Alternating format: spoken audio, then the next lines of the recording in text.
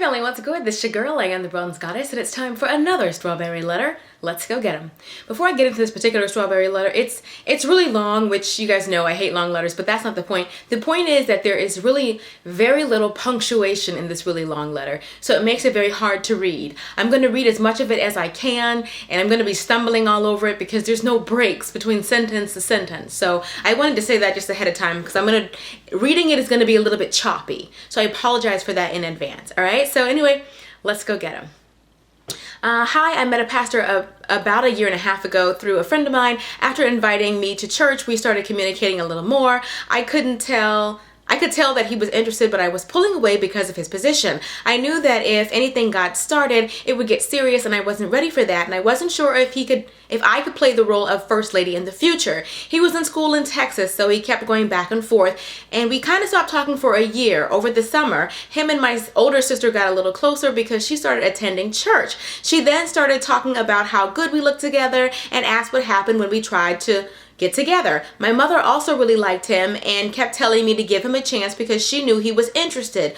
After they convinced me, I actually decided to give him a chance, and we got really close. Went on a few dates, and he travels a lot, so I didn't spend too much time together, but every time he traveled, I would hear from him maybe twice a week, and I wouldn't hear from him at all. I started being suspicious because I knew about a girl that he dated when he was younger. I heard that they still had something going on, but according to him, his parents wanted him to marry her, but he feels nothing for her. One time before he traveled, he told me that he told me that somebody had prophesied to him. I'm sorry, summarizing. So they had prophesied to him that he would get married this year, 2014, and because the writer of this letter is still in school and already made it clear to this man, the pastor, that she wanted to finish that first and she wasn't ready to get married right now. She didn't even want anything serious right now. He drifted all his attention to the other girl. Now they would talk, here and there, just every now and then. And one day when he saw her at one of the church functions, they got together. He asked for her number again. They started talking and they ended up having sex. Now the writer says that he would come around every now and then. She said for a little. He would come around a little bit for a little something.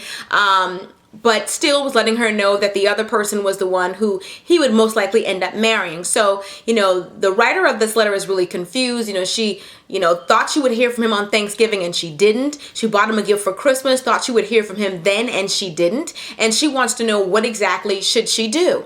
So I wanted to do your particular strawberry letter because there are a lot of women in your boat, and I really wanted to get this point home. Just because you meet a man at church doesn't necessarily mean that's the man that God has chosen for you. And I wanted to make that clear, pastor or no pastor. I'm going to set aside the fact that he's a pastor because he set it aside. He didn't conduct himself as a pastor. He didn't carry himself with any type of integrity, any dignity, like he had any type of conviction. The only thing that screams pastor is his title. And that title is what kind of got your sister and what got your mom. And that's kind of unfortunate because just because somebody is a pastor doesn't mean they're going to be automatically a good fit for you. Because this man is playing games. And you have to really be careful of wolves in sheep clothing. And I think that one of the reasons why you weren't necessarily in tune to the fact that you could have been being used is because of the fact that you figure he was in church and he was a pastor. But you have to set all that aside. Whenever a man is encouraging you to break God's will, that's not a man of God. I don't care if it's a pastor, bishop, deacon. I don't care who it is. Him wanting to have sex with you and then coming around every now and then to have sex with you, and he's supposed to be a pastor? Girl, I really think that what he did was he used you and he used his position. His position really helped him to get in good with your sister and helped him to get in good with your mom. And here they are kind of pushing you towards this man. But he's not necessarily the man for you, not in my opinion. But I don't know that. So I definitely suggest that you pray about it and ask God what he would have you to do. But it's kind of a warning sign. It's a big time red flag when a man of God is asking you to fornicate, is treating you like a side piece. Pastor or no pastor, he even made it clear to you. And it's another thing to me, which just truly amazes me. He didn't even hide the fact that there was another person. You know about it, you're well aware, and you're okay with the side piece role. And I don't understand that. I really don't understand this whole, what did you think was going to happen? And it annoys me also that the the person prophesied to him that he was going to get married this year, so that automatically means to him it has to be the other girl. Like, just because somebody tells you something doesn't necessarily make it true. If somebody prophesied something to me, I have to pray on that thing. I have to ask God to show me that. I can't just have God told you this about my life, and I'm just going to blindly follow whatever it is that you said God told you. God has to tell me that too. God has to give me that as confirmation. He had to have put that in my spirit. I wish I could actually talk to the pastor that you're talking to, because I would want to say, so the only reason why you want to marry the other girl, or the reason why you want to take it serious with the other girl, is because you were prophesied that, so you weren't even feeling that?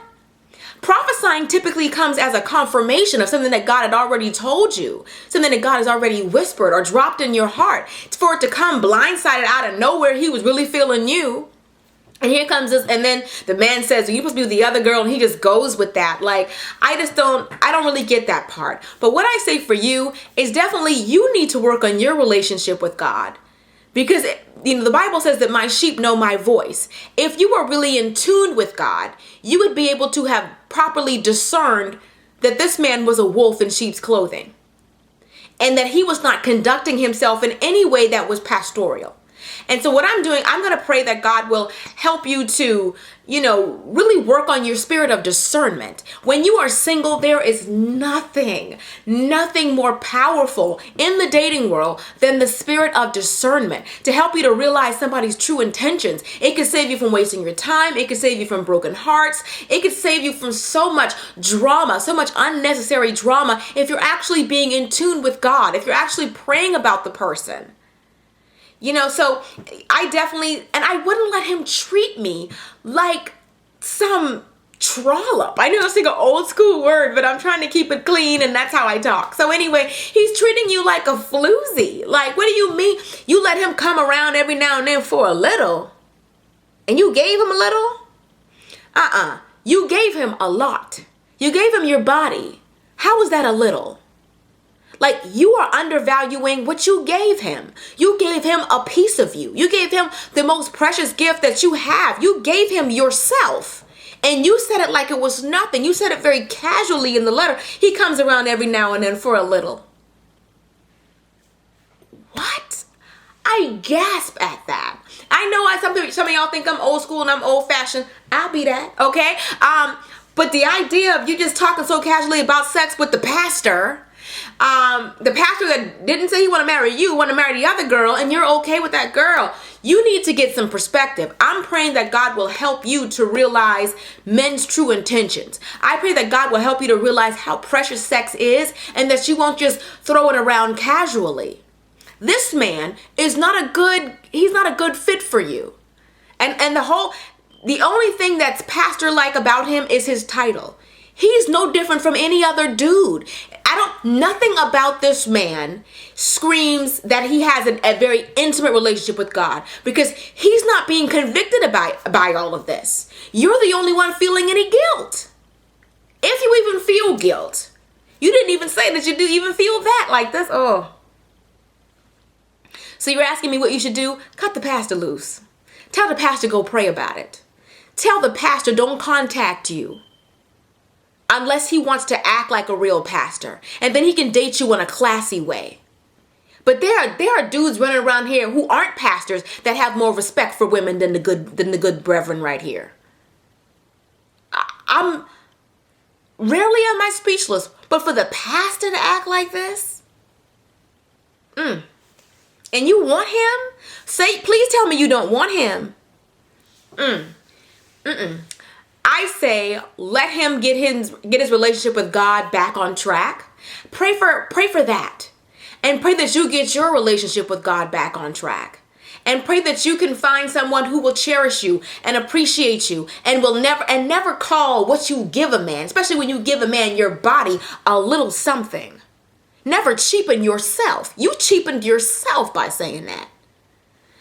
Anyway, I'm praying for you. I'm praying for your self-esteem. I'm praying for your spirit of discernment. I'm praying that God will increase that spirit of discernment in you, that you'll be able to properly differentiate between a man who is obviously a user and manipulator, regardless of his title, and a man that actually wants to get to know you. Not just get to know what's under your skirt, but wants to get to know you for who you are, for your heart, what's in your mind, for the way you think. A man that truly loves you. I pray that God will send you a man after his own heart, not some man just pretending to be. Anyway, I love you, and I'll see you in the next video. Till next time. Later, divas and dudes. Deuces, honey.